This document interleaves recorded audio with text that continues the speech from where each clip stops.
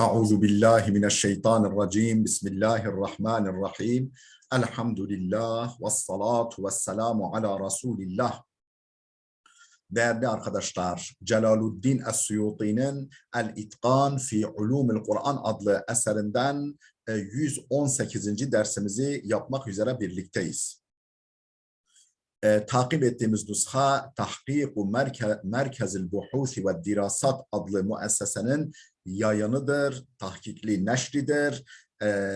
7 cilttir, 3200 kadar sayfadan meydana gelmektedir. Son derece mükemmel, faydalı, güzel bir tahkikli neşirdir. Müellifimizin vefat tarihi Hicri 911, miladi 1505. Değerli dostlar, bir kez daha hatırlatayım ki eğer bu ve benzeri çok sayıdaki derslerimizi faydalı görüyorsanız sizden önemli ricam bizim YouTube kanalımıza ciddi olarak manevi destek verin, sahip çıkın, ücretsiz olarak abone olun, sözünüzün, nazınızın geçtiği herkesi abone yapın. Böylece milyonlarca insan bu ilim ve irfan pınarıyla buluşsun, ondan kana kana içsin. Bu mini akademi küçük bir fidan gibi kök salsın, boy atsın, çınara dönüşsün, gölgesinde milyonlarca insan soluklansın, ferahlansın. İyi ilim adamlarımız, iyi akademisyenlerimiz yetişsin, geleceğimiz aydınlık olsun, geçmişlerimizin de ruhu şad olsun. Nerede kalmıştık? Hemen şu karşımızdaki sayfanın başında kalmıştık. Ve emma ahzul ücreti ala ta'limi fecaiz. Kur'an öğretmeye karşılık ücret almak konusuna gelince bu caizdir. Yani Kur'an öğretmek karşılığında ücret alınması caizdir. Fefil Bukhari İmam Bukhari yani sahihinde şöyle bir hadis yer almaktadır. İnne ahakka ma ahastum aleyhi ecran kitabullah. Karşılığında ücret almayı en fazla hak ettiğiniz Allah'ın kitabıdır. Yani karşılığında ücret alabileceğiniz en fazla ücret almayı hak ettiğiniz Allah'ın kitabıdır. Kur'an-ı Kerim'dir. Vakıyla inna in ta'ayyana aleyhi lem yecuz. Vahtarahu'l halimi ve qila la yecuzu mutlakan. Şöyle de denilmiş. İn ta'ayyana aleyhi, eğer farz-ı aynse, yani başka Kur'an'ı öğretecek hiç başka kimse yoksa yani muayyen olarak, belirli olarak onun vermesi gerekiyorsa lem yecuz, ücret almak caiz değil. Yani farz-ı kifaye ise işte o da olabilir, o da okutabilir, öbürü de okutabilir ama biri okutuyorsa o, yani öbürleri değil de biri okutuyorsa o zaman ücret alabilir demişler. Vaktarahu'l halimi, el-halimi bu görüşü tercih etmiş. Vakıyla şöyle de la yecuzu mutlakan, hiçbir şekilde Kur'an öğretmeye karşılık ücret almak hiçbir şekilde caiz değildir denmiş. Ve aleyhi Ebu Hanifete li hadisi Ebu Davud. Ebu Davud'da gelen bir hadisten dolayı Ebu Hanife bu görüştedir. Yani mutlaka hiçbir şekilde Kur'an öğretme karşılığında ücret alınmaz demiştir Ebu Hanife. An Ubadete ibn Samit Ebu Davud'un Ubade bin Sabit'ten rivayet ettiği, kaydettiği bir hadis var. Ebu Hanife bu hadise dayanıyor. Ennehu alleme raculen min ehli suffati el-Kur'ana feehda lehu kavsen fekale lehu nebiyyü in serreke en tutavvaka biha tavkan min narin fakbelha. Ne diyor Ubade bin Samit? Ennehu alleme raculen min ehli suffa. Ehli suffadan birine Kur'an öğretti. Peygamber Ubade bin Samit Ehl-i Suffa'dan birine Kur'an'ı öğretti. فَاَهْدَى لَهُ قَوْسًا. O Ehl-i Suffa da ona bir yay, bir ok için bir yay hediye etti. فَقَالَ لَهُ النَّبِيُّ. Peygamber o sahabiye Ubade bin Samit'e dedi ki اِنْ سَرَّكَ اَنْ تُطَوَّكَ بِهَا تَوْقًا مِنْ نَارٍ فَقْبَلْهَا. Eğer bu sebeple boynuna ateşten bir halka geçirilmesini istiyorsan kabul et. Yani onun karşılığı, o yayı aldığından dolayı cehennemden bir ateş halkası boynuna geçirilmesini istiyorsan kabul et demiş. Ve acaba men cevvezehu.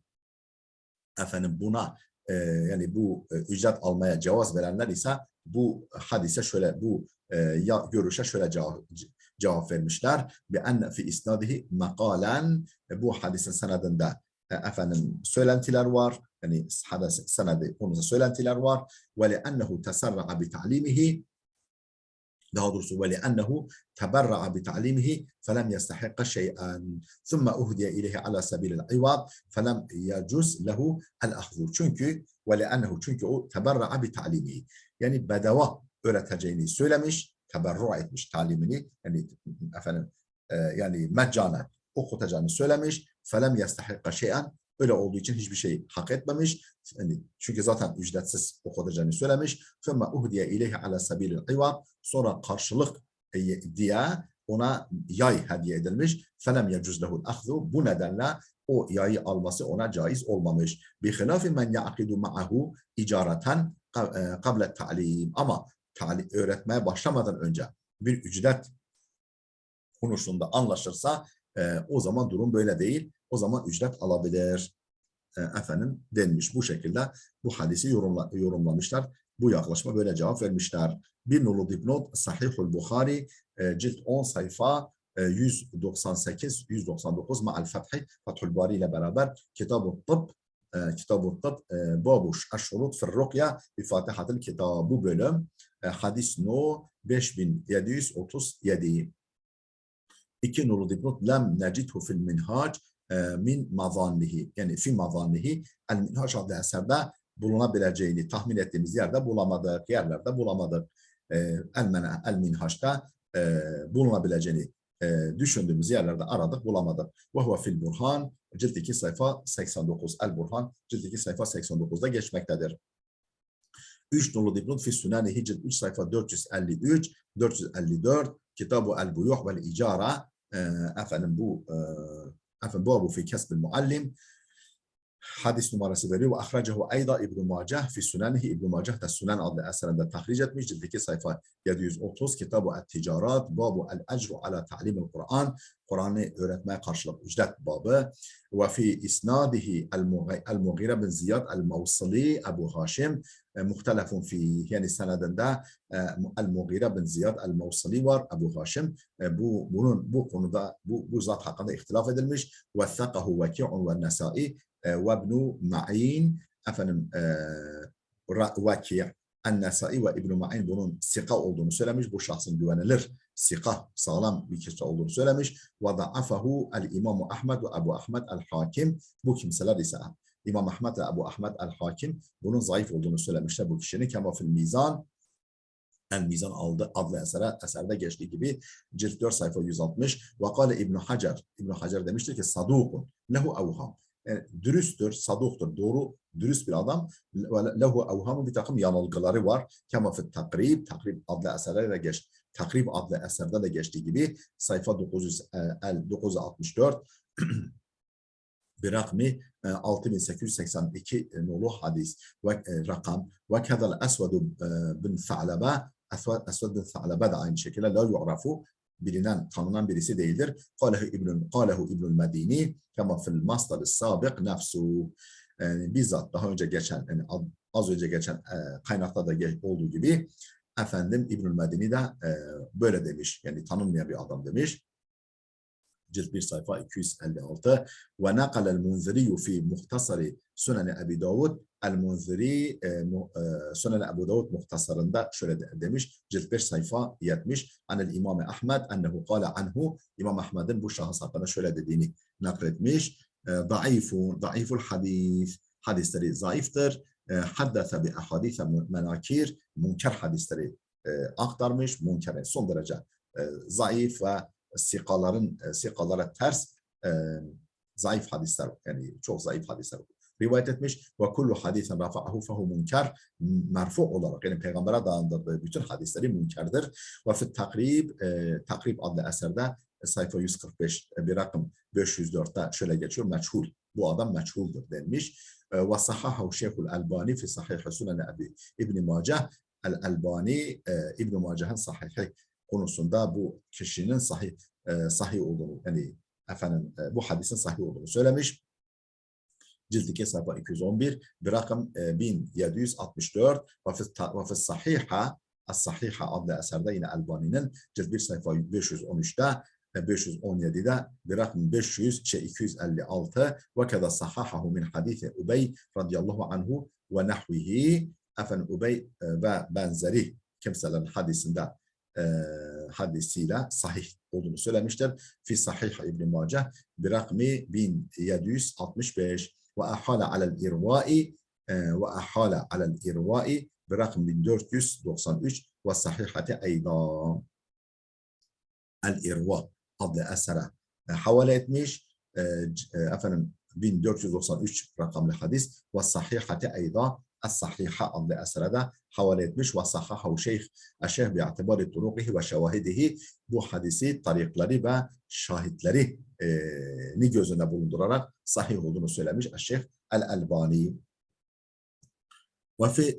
Ve fil bustan li Ebu Leyth Ebu Leyth el-Semerkani el-Bustan adlı eserinde şöyle bir bilgi var. Et-ta'limu ala selâsete evcuhin. Kur'an'ı öğretmek 3 vecih üzere olur. Ahaduha lil hisbeti.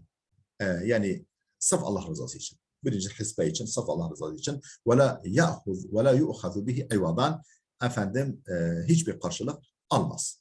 Ve thani ikincisi en yuallime bil ücreti. Ücret karşılığında öğretmesi. Ve thalithu en yuallime bi gayri şartın. Şartsız öğretmesi. Yani şart koşmuyor. فَاِذَا اُهْدِيَ اِلَيْهِ قَبِيلًا. Ama bir şey hediye edilirse kabul eder.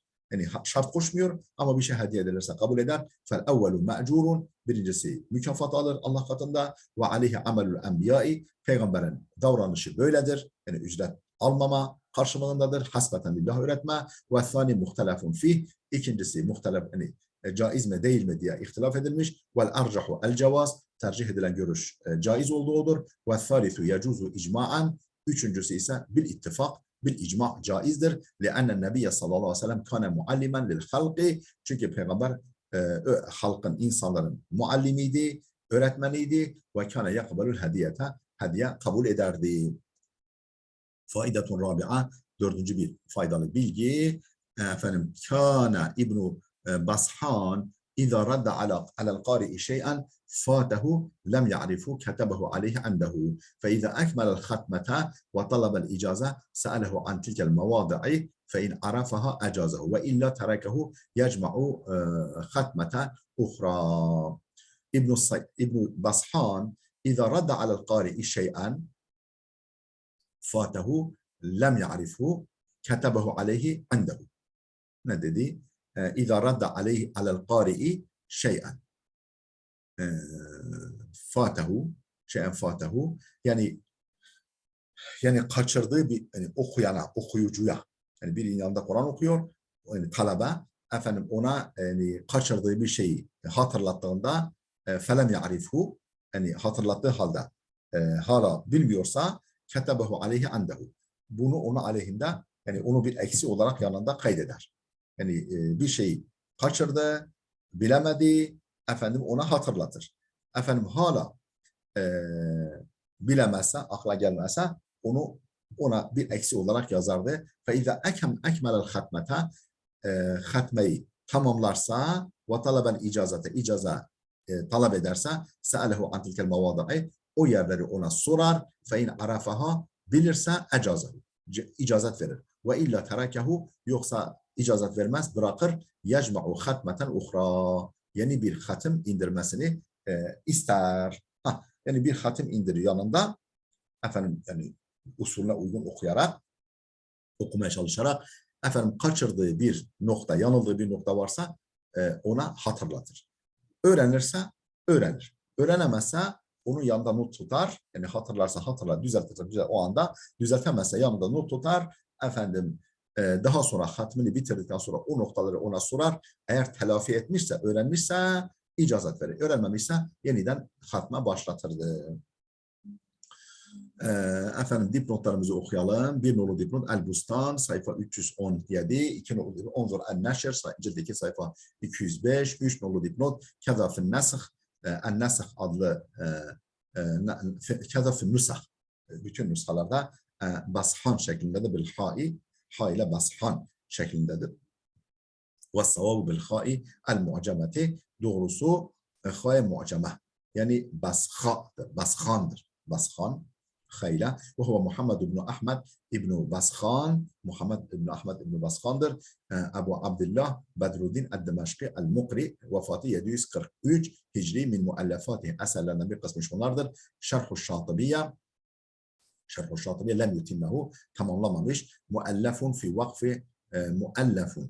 vakfi Hamza ve Hişam muallafun bir eser fi vakfi Hamza ve Hişam Hamza ve Hişam'ın vakfı yani vakıf nasıl vakıf yaptıkları konusunda bir eserdir. Onzur Tabakatul Kurra cilt 3 sayfa 1274 gayeten nihaya cilt 2 sayfa 57 Eddurarul Kamine cilt 3 sayfa 398 Faidetun Ukhra başka bir faydalı bilgi önemli bilgi ala muriden تحقيق القراءات على مريد تحقيق القراءات وأحكام تلاوة الحروف أن يحفظ كتابا كاملا يستحضر به اختلاف القراء وتمييز الخلاف الواجب من الخلاف الجائز قراءatları tahkik eden kimseye lazım yani kıraatleri tahkik eden kişiye lazımdır ve ahkam tilavetul huruf kıraatların tahkikini yapan kıraatların yani tahkiki kıraatların tahkikini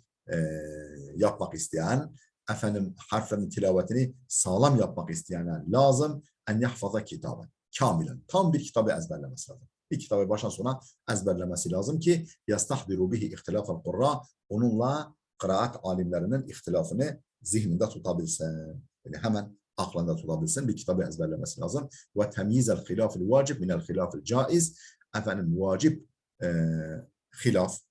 Vacib hilafla caiz hilaf. Hilaf yani muhalefet.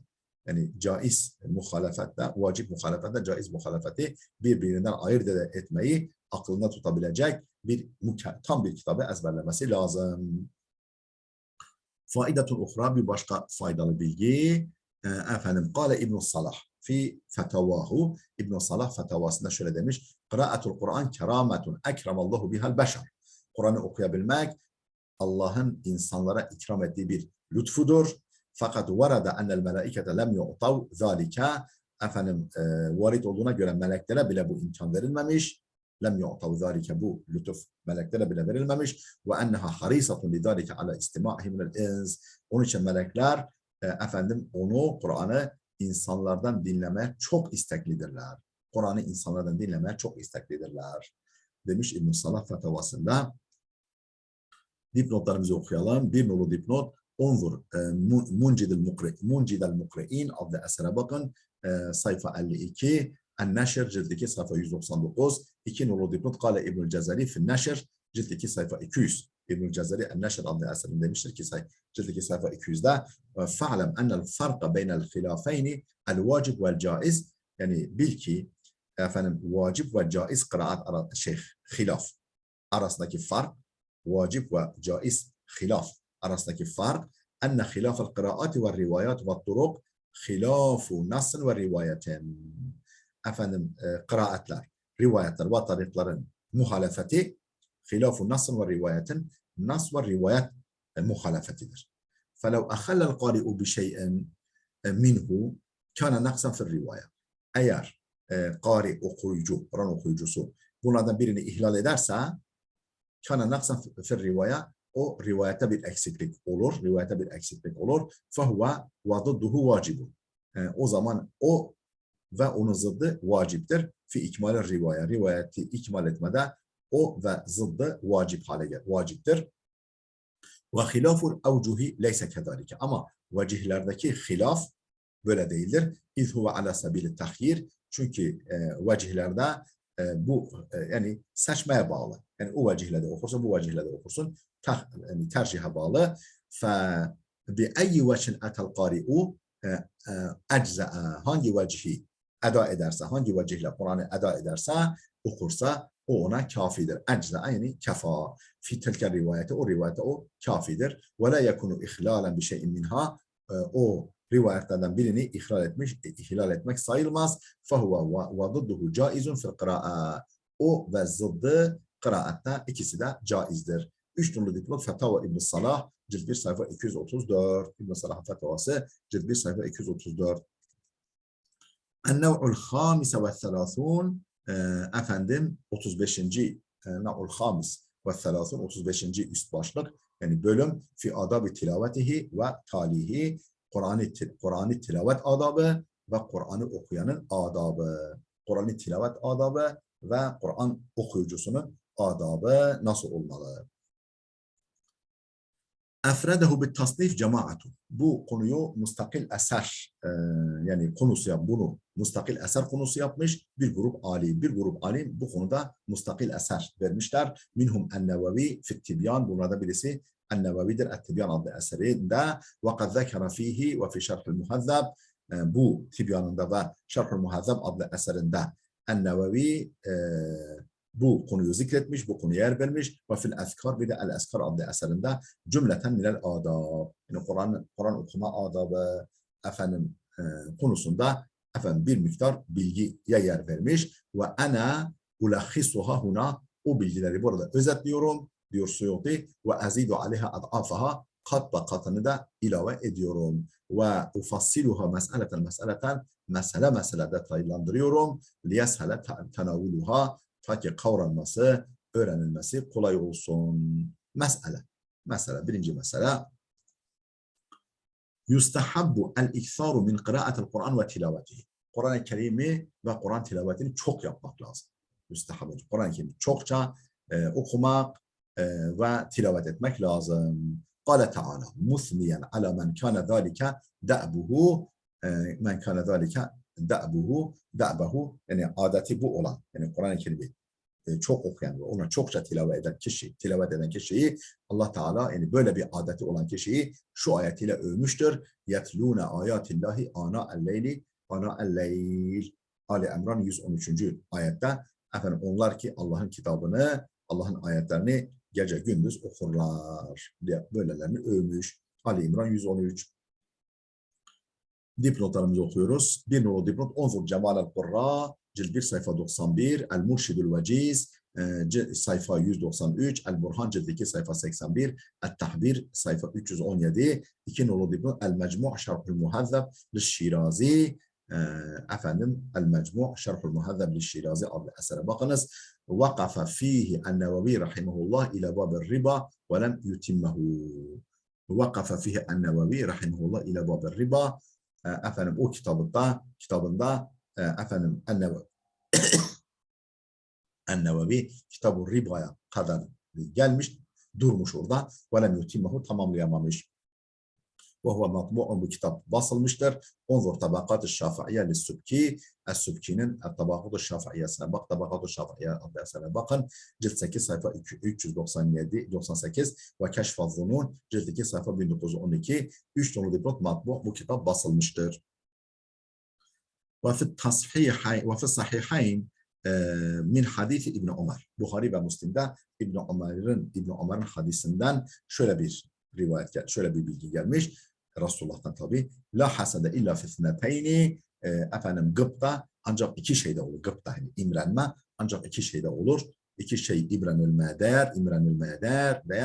Raculin atahullahul Kur'an'a birine Allah Kur'an'ı vermiş, Kur'an okumayı nasip etmiş.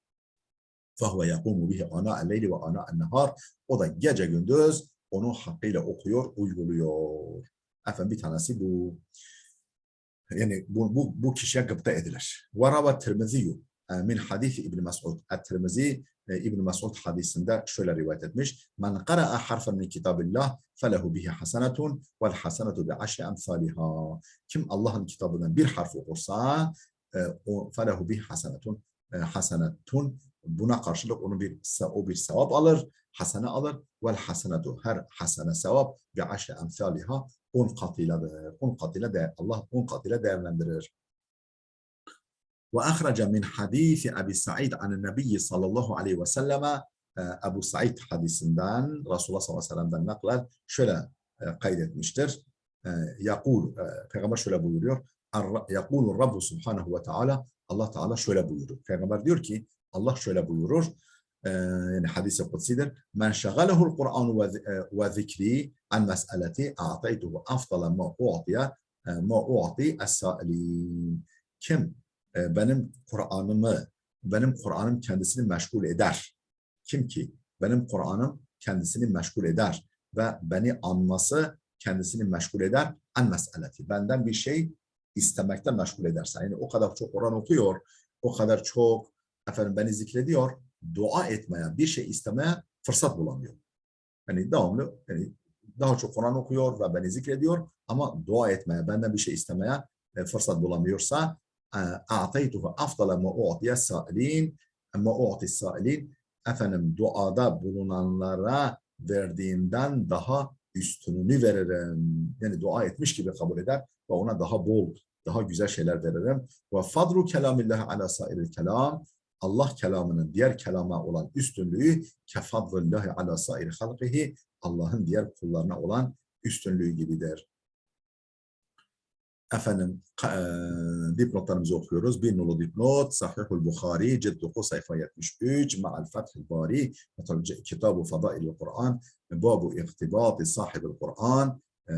Kur'an okuyana gıpta etme bağı. Hadis nu 5025 ve keza min hadis Ebu Hureyre radıyallahu anhu bir rakmi 526 ve Sahih Müslim cilt 1 sayfa 558-559 Kitab-ı Salat-ı Musafirine ve Kasriha.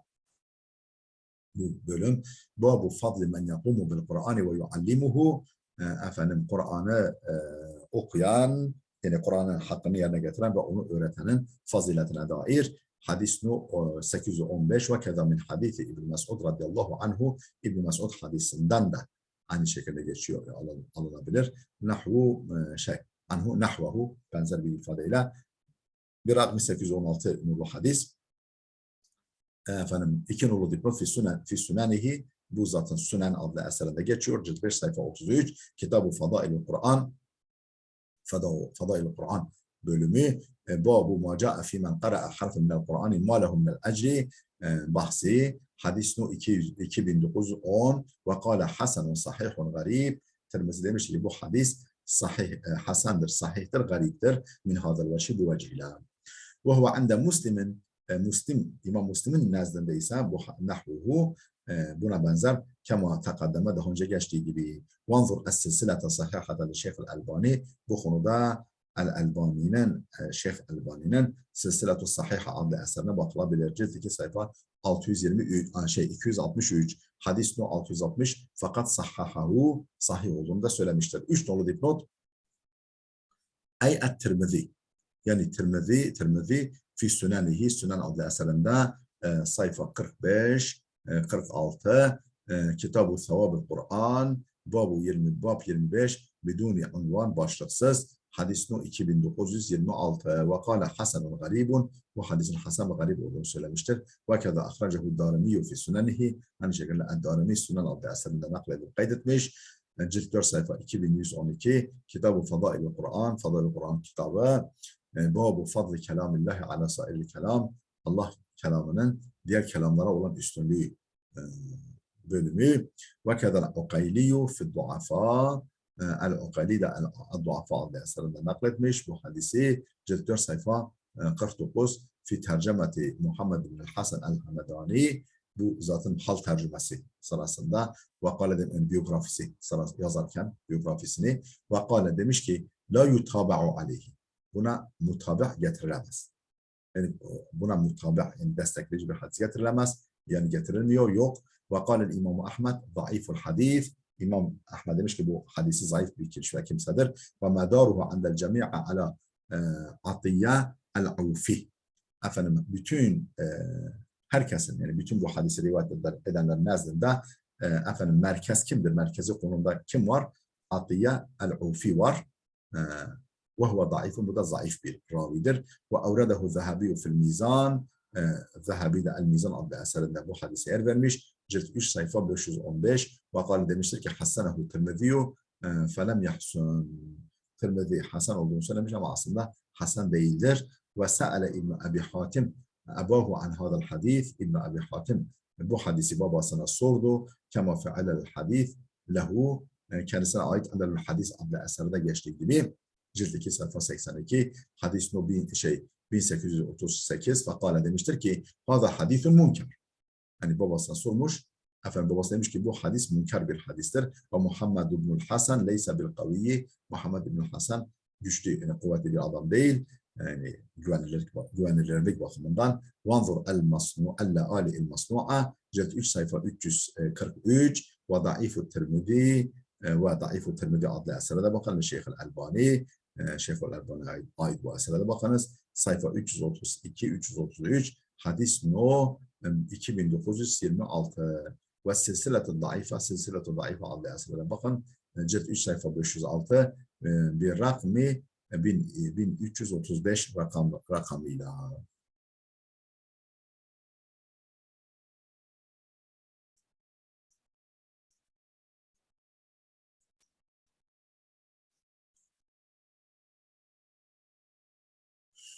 Allah. Değerli dostlar, burada dursun. Videomuz fazla uzamasın. Burada dursun. Efendim sayfa 659'da kaldık. Gelecek dersimize kadar Allah'a emanet olun.